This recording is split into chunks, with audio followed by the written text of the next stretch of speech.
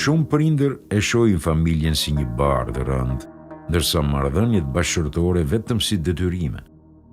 Në fakt, në origjinë, Zoti e ka bërë familjen burim kënaqësie dhe lumturie.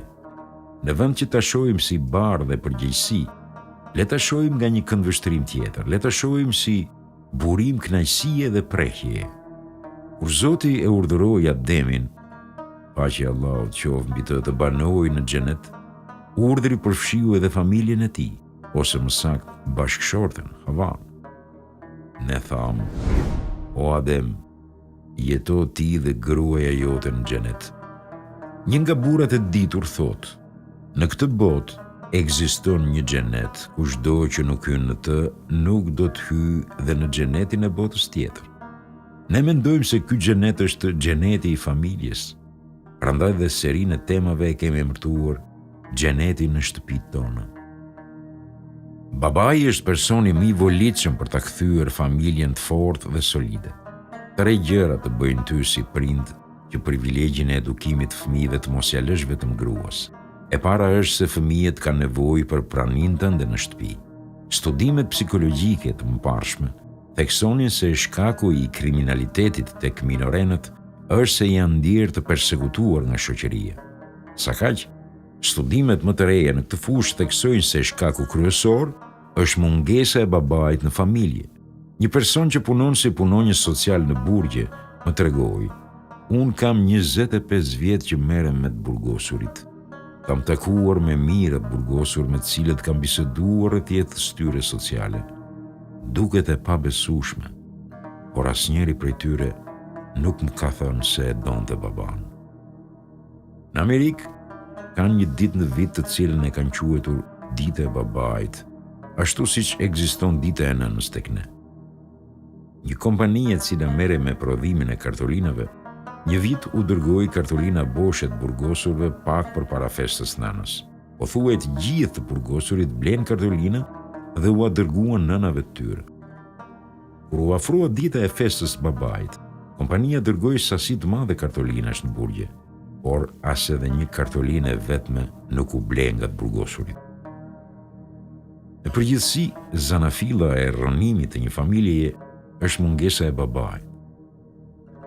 Tregon një baba, kur isha vetëm një djalë dhe nuk kisha shumë angazhime, kisha kohë të mjaftueshme të merresha me djalin, të cilin e nxirja shëtitje dhe përkujdesesha shumë për të. Kur më lindi vajza, përveç angazhimeve në shtëpi dhe ato të punës, u shtuam. Kështu nuk kisha kohë për vajzën. Kur mbushi 4 vjeç, vajza e ndjente që isha më i dhënë pas të vllait saj. Një ditë, gruaja insistoi që ta marr vajzën dhe ta nxjerrë shëtitje pasi ndihej inferiore dhe lën pas dorë. Kurse unë ja ktheva, ti je burimi i dhemshurisë dhe i dashurisë. Ti duhet kujdesesh më shumë për fëmijën. Kur duke parë që gruaja nuk ishte ndërmend të pushonte, e mora vajzën dhe vajtëm në një restoran. Kur po hanim ëmbëlsirën dhe po ngulja pirunin në copën e tortës, i hodha syt vajzës time dhe në atë çast më pushtoi një ndjenjë e çuditshme dhe i thash: unë të kam shumë gjam, gruaja ime.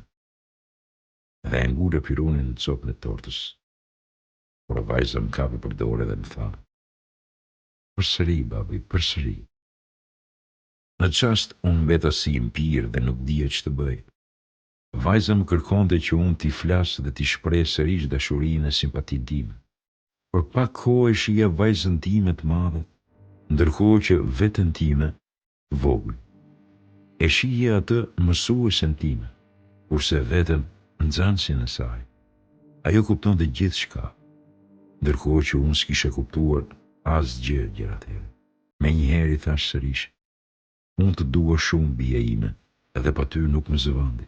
Këto ishin fjalët e një vajze 4 vjeçare, por një vajzë 15 vjeçare nuk do të thotë përsëri babi përsëri. Ajo të befason me mospraninë e saj në shtëpi dhe zhduket për të mos të parë më. Shumë prindër në raste të tilla justifikohen me fjalët: nuk kam pasur kohë që t'i qëndroj pranë. Po sikur larg qoftë djali apo vajza jote të pësojë një aksident të rënd, A do të gjesh kohë për të kujdesur dhe për të qëndruar pranë? Shpeshherë ne nuk e kuptojmë dot sa e rëndësishme është prania e babait të familjes.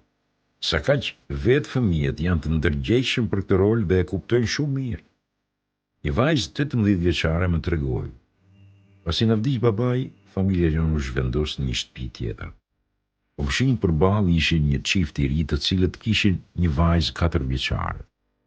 Një ditë vajza e vogël erdhi tek ne dhe filloi të më bëjë shumë pyetje. Ndër të tjera ajo më pyeti: ku është babi yt? Unë ju përgjigja: nuk është këtu. Ajo pyeti: po ku ka vajtur? Unë i thash: është larguar. Ajo pyeti: kur do të kthehet?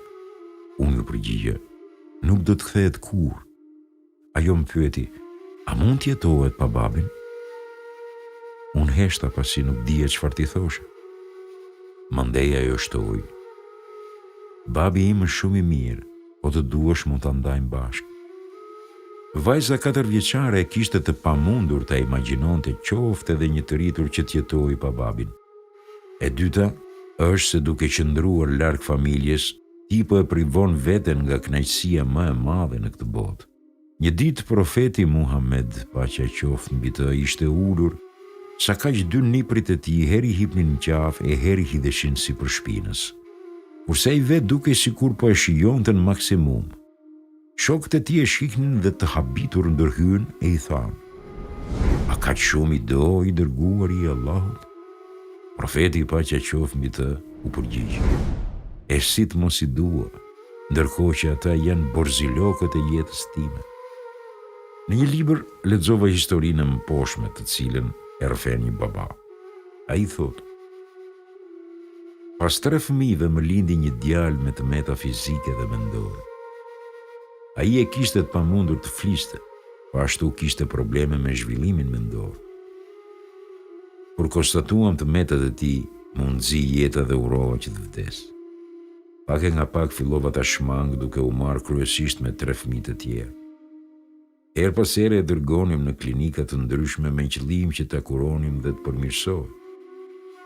Një ditë i mora 4 fëmijët dhe shkuan të blejmë ëmbëlsira. 3 fëmijët e parë zgjodhen ëmbëlsirat që donin dhe hipën makinë. Sa kaq djali me tëmeta kishte marrë një trëndafil në dorë. Ja mora trëndafilin dhe i thash: ky nuk shitet. Shko dhe merr një ëmbëlsirë që të pëlqen. Por ai sërish vajti e mori trëndafilin. Ja mora sërish dhe e vura te vendi i vet. Por djali vajti e mori përsëri. Atëherë pagova ëmbëlsirat dhe trëndafilin e djalit sëmur dhe u kthyer në shtëpi. Të 3 djemt e tjerë vajtën secili në dhomën e tij, kurse unë u shtriva në krevatin tim. Në një moment hapet dera e dhomës dhe hyn djali i smur dhe me trëndafilin që e kishte futur në një vazo mu afrua dhe ma zgjati. Në atë çast e ndjeva rëndësinë të qenit baba. Ndjeva se djali më kërkonte falje për mundin dhe problemet që na kishte shkaktuar. Ndjeva se më thoshte: të dua. Ai më dorëzoi vazon me trëndafilin dhe u largua.